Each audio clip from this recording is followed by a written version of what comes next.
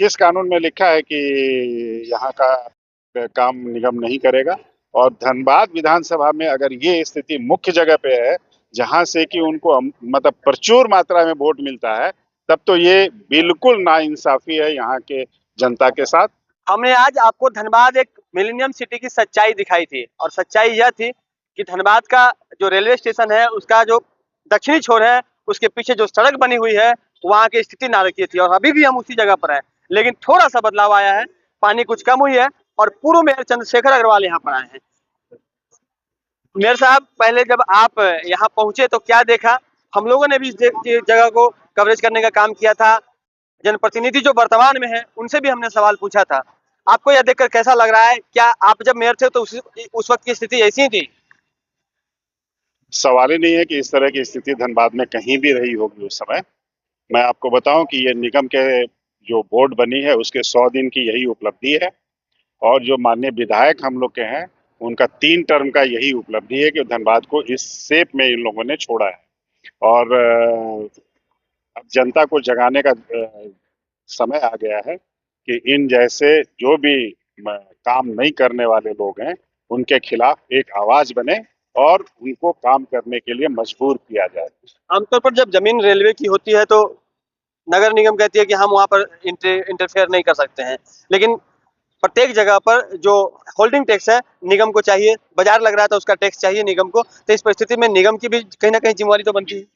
किस कानून में लिखा है कि यहाँ का काम निगम नहीं करेगा? कौन करेगा? मान लीजिए अगर रेलवे करेगा तो निगम रेलवे के साथ बैठ करके एक समन्वय क्यों नहीं बनाता है कि इस जगह आप करेंगे, इस जगह हम करेंगे। जो धनबाद जो स्थिति है ये, इसमें 3 मुख्य पहलू है। एक रेलवे, बीसीसीएल और कुछ जो सरकारी संस्थाएं हैं जैसे सेल है, टाटा है, इस तरह की जो संस्थाएं, इन सबको निगम को चाहिए कि इनके साथ बैठ करके एक समन्वय बनाए और पूरे धनबाद को समग्र रूप से उसको आगे ले जाए।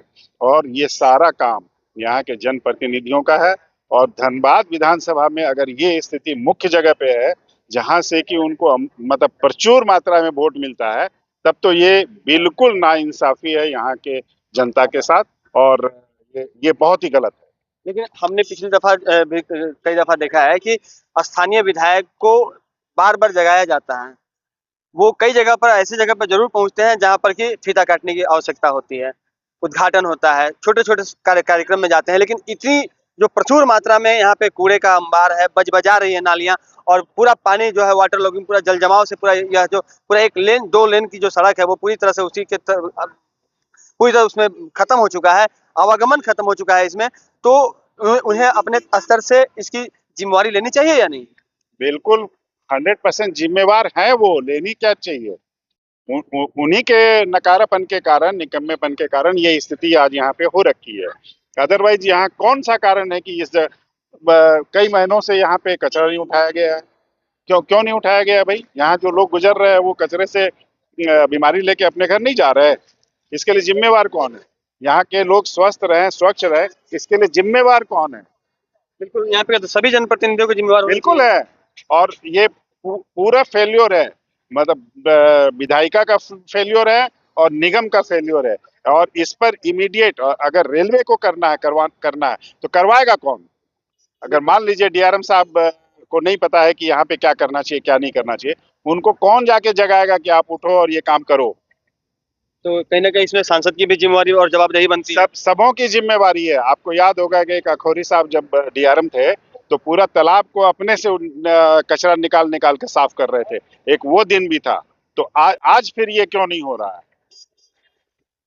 बिल्कुल। तो आखिर इतना जो प्रचुर मात्रा में कूड़े का अंबार है, इतनी जल जमाव है, इसका आपके हिसाब से, चूंकि आप लंबे समय तक आपने धनबाद की सेवा की है, तो इसका क्या निदान हो सकता है? कैसे ये जगह पहले जैसी स्वच्छ हो सकती है? इसमें अगर ये लोग काम नहीं कर रहे हैं, डीसी महोदय से मैं आग्रह करूंगा कि इमीडिएट इस पे एक्शन लें।